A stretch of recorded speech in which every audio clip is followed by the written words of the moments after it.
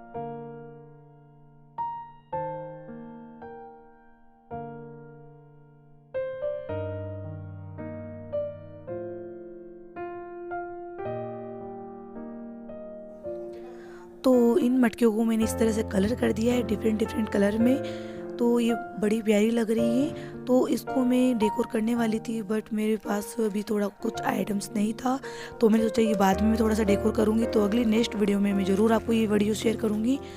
तो अभी मैंने इसको ऐसे ही छोड़ दिया है।